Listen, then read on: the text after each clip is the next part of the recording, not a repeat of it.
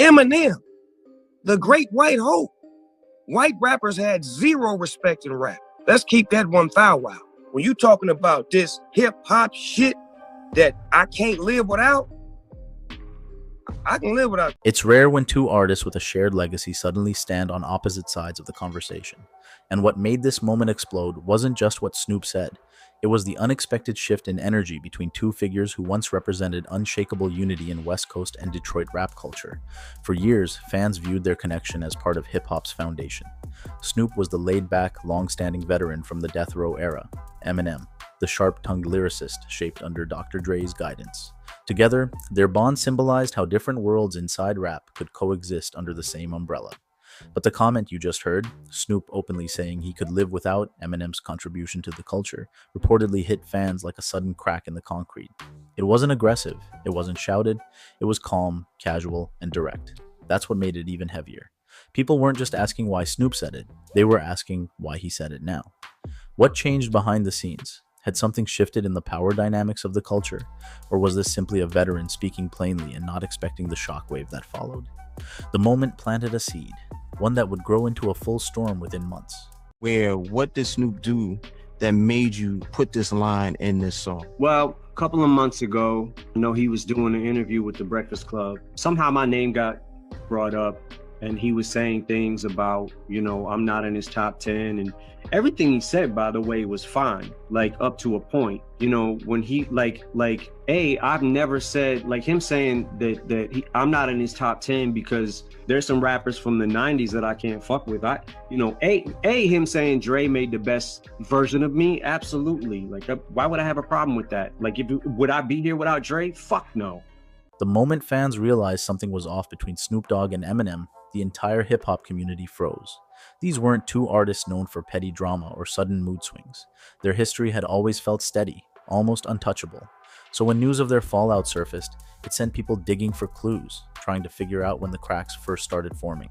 What made the situation even more surprising was that, according to public interviews, Eminem didn't initiate the tension. There was no sneak diss, no hidden line, no backhanded comment.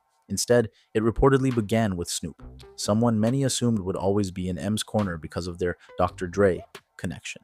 That alone shifted the energy of the conversation. And because Snoop is such a respected voice in the culture, his words don't just land, they echo. He's the type of artist whose opinions can reshape how younger fans see a legend. So when he gave a blunt take about Eminem's place in the rap hierarchy, it didn't just sting personally, it shifted the public narrative in real time. From here, questions started stacking fast. Was Snoop speaking from pure honesty? Was there unseen tension building for years? Or was this just a moment where a veteran voiced something without realizing how deep it would cut? Whatever the reason, this was the spark, the moment the calm before the storm officially ended. So how could I be mad at that? I wasn't mad about the opinion. It was after that. It was that the very last statement was like, oh, what the fuck? Like, damn, dog. Like, really? But, I said what I said. I addressed it. I felt like I said what I needed to say. This was the exact moment the conversation changed direction. The moment a simple discussion about hip-hop history took an unexpected turn. Snoop wasn't throwing random opinions into the air. He was coming from decades of experience, decades of watching the culture grow, break, rebuild, and reshape itself. When someone with that kind of legacy speaks, people listen, especially when the topic involves giants like Dr. Dre and Eminem. But what stood out most wasn't just Snoop reflecting on Dre's legacy, it was the shift in tone. One second, he was giving Dre his flowers.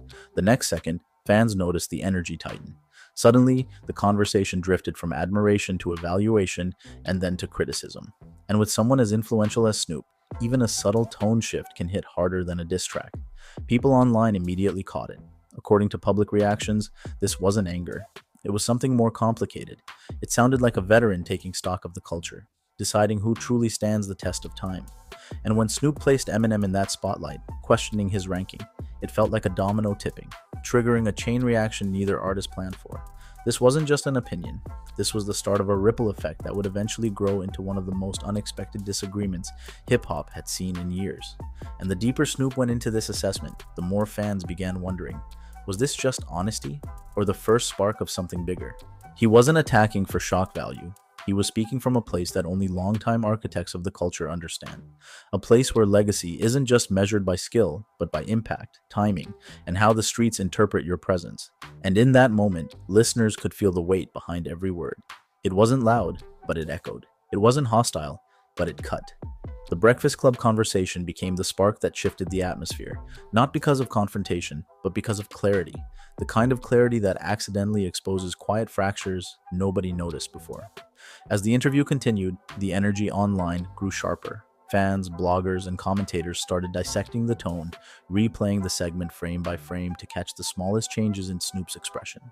It wasn't the message alone, it was the delivery, the ease, the familiarity with which he said it. And whether he intended it or not, that calmness made everything sound more definitive, like a verdict delivered without hesitation. At the same time, there was another layer forming beneath the surface, the public's realization that even among legends, relationships aren't set in stone. Respect shifts, perspectives evolve, and the culture, especially the hip-hop audience, is hypersensitive to these changes. They can sense when something is off, even when both men are staying quiet.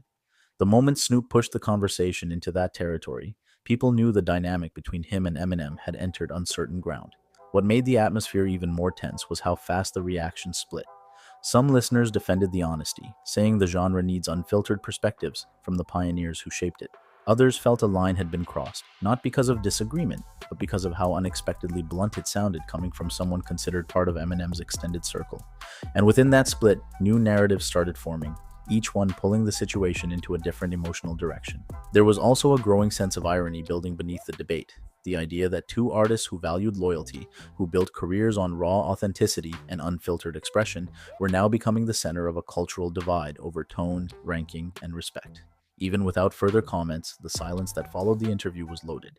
Fans were watching to see who would move first, who would clarify, who would respond. But for a while, both men stayed quiet, letting the tension stretch longer than anyone expected.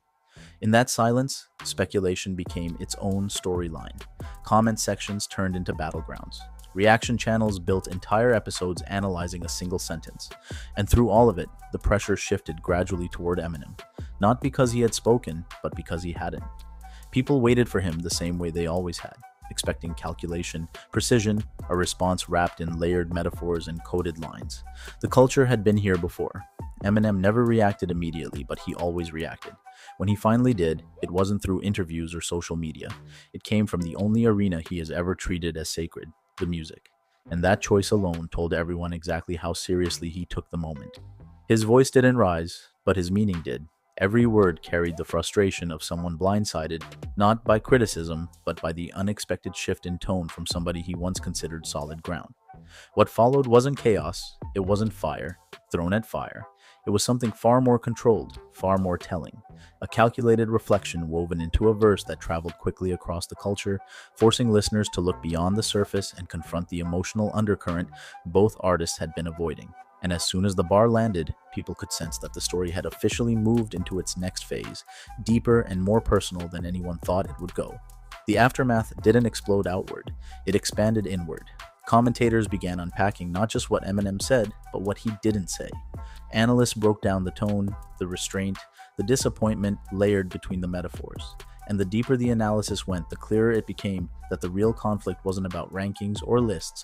It was about something quieter, something far more human. The sting of unexpected dismissal from someone whose words you believed came from a place of mutual respect. That was the shift. That's what made the situation feel heavier than a standard rap disagreement. And whether the artist said it publicly or not, everyone watching could sense the emotional distance widening. The culture had moved past simple disagreement and into a space where tone carried more impact than any bar or interview ever could. But even as the tension simmered, there was an unspoken understanding hovering between them. The understanding that legacies as large as theirs can't collide without consequences. Their names weren't just individual brands, they were landmarks in the genre. And whenever landmarks shake, the whole landscape feels it. The online discussions, the think pieces, the community breakdowns, all of it reflected how deeply both men were embedded in the foundation of the culture. Still, despite the growing noise, both artists maintained a level of quiet that only added to the intensity. It's the type of silence that keeps everyone waiting, refreshing timelines, watching interview uploads, expecting a change in expression or a single sentence that might shift the narrative again. But the wait stretched on. heightening the uncertainty and pushing the story toward its next inevitable turning point, a point neither of them could avoid forever. And as that pressure built, fans kept one question at the center of every discussion. Where does a friendship go when respect becomes complicated? The answer, when it finally came, didn't arrive as a public apology or a televised conversation. It came through the same medium that started the tension: music, commentary, and the subtle translation of emotion into performance. And when that answer hit the culture, it clarified everything the silence had been hiding. And don't go anywhere. Click the next video you see on your screen for even more juicy celebrity chaos, betrayals, and stories Hollywood doesn't want you to know. See you in the next one.